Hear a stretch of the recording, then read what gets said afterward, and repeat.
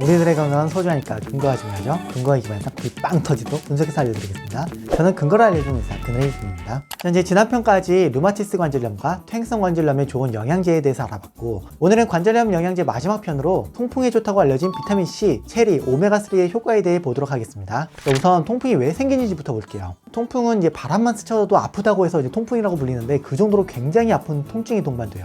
통풍은 우리 몸의 요산 수치가 높을 때 잘 생기는데, 이 요산이 관절로 가면은 이렇게 뾰족하게 생긴 크리스탈처럼 생긴 요산염 결정을 만들어요. 이 요산염 결정이 관절 안에서 염증을 일으키고 통증도 생기고 통풍 결절도 생길 수 있어요. 그래서 이제 통풍을 진단할 때 관절액에서 뾰족한 크리스탈을 찾으면 확진을 할 수 있어요. 치료 방법으로는 크게 급성 통풍과 만성 통풍으로 나누는데요. 급성 통풍은 통증 조절을 위해서 소염 진통제를 사용해요. 참고로 말씀드리면은 이 진통소염 효과가 있는 굉장히 유명한 약인 아스피린이라는 약은 급성 통풍에는 사용하지 않아요. 그 이유는 통풍이 원인이 되는 요산과 경쟁을 하기 때문에 아스피린은 통풍이 좋지 않기 때문이에요. 그리고 이제 만성 통풍은 통풍을 유발하는 요산의 수치를 낮추고 통풍의 발작을 예방하는 치료를 하게 돼요. 오늘 알아볼 비타민C, 체리, 오메가3도 통풍약과 비슷한 작용을 할 수 있을 것이라는 이런 생각이 되어져서 연구가 진행되었는데요. 첫 번째로 비타민C부터 보도록 할게요. 비타민C는 요산을 배출해서 요산 수치를 낮춰주는 효과가 기대되기 때문에 통풍 영양제로 연구되어 왔어요.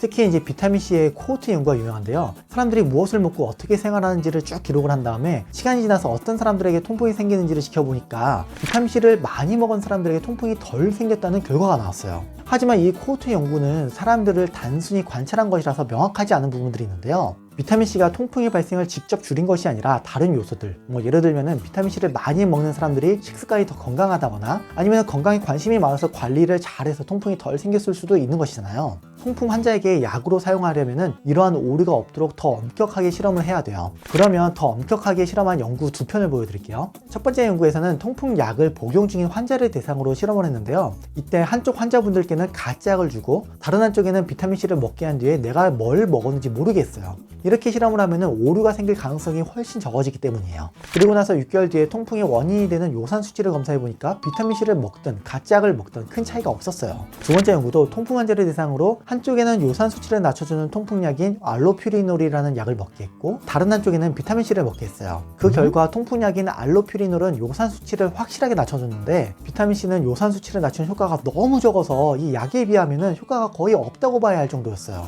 이러한 이유로 2020년 미국 류마티스 학회의 통풍 가이드라인에서는 통풍 환자들에게 비타민C를 추가로 더 섭취하는 것을 추천하지 않는다고 하고 있어요.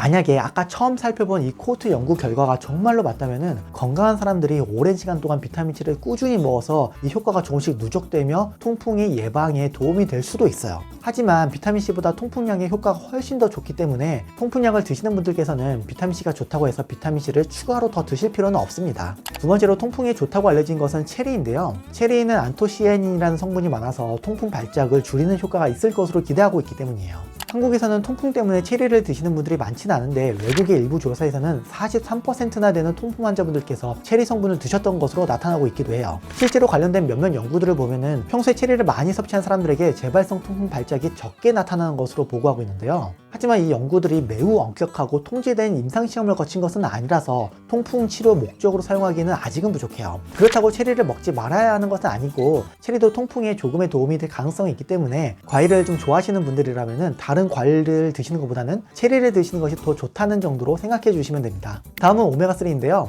오메가3에는 항염증 효과가 있기 때문에 통풍에 좋지 않을까 하고 생각되고 있어요. 다만 오메가3도 체리와 상황이 비슷하게 엄격하게 통제된 조건 아래에서 진행된 추가적인 실험들이 더 필요한 상황이에요. 이러한 이유로 아직까지는 통풍약으로 오메가3를 사용하지는 못하는데요. 그렇다고 오메가3를 먹지 말라는 것은 아니고, 오메가3도 통풍에 도움이 될 가능성은 남아있어요. 또 이제 통풍 환자분들은 요산을 합성하는 데 필요한 퓨린을 적게 먹어야 하다 보니까 퓨린이 풍부한 생선을 많이 못 먹잖아요. 그러다 보면 필수 지방산인 DHA와 EPA 섭취가 적어질 수도 있는데, 생선으로 만든 이 오메가3 영양제에는 생선처럼 퓨린이 들어있지는 않으니까 만약에 오메가3를 드신다면 영양 보충 겸 드시면서 통풍 발작의 가능성을 줄이는 효과도 기대해 볼 수 있다는 정도로 생각해 주시면 됩니다. 연구들이 더 많이 진행되었으면 보다 명확하게 말씀을 드릴 수 있었을 텐데 연구가 아직은 다소 제한적이라서 평소에 먹는 먹는 과일이나 생선 섭취와 관련해서 이 통풍에 도움이 될 가능성이 있는 성분들을 말씀드렸는데요. 이외에도 화면에 적어둔 생활 습관들이 통풍에 도움이 되니까 체중 조절이나 술 줄이기, 과당 피하기 등 생활 습관들도 꼭 실천해 주셨으면 합니다.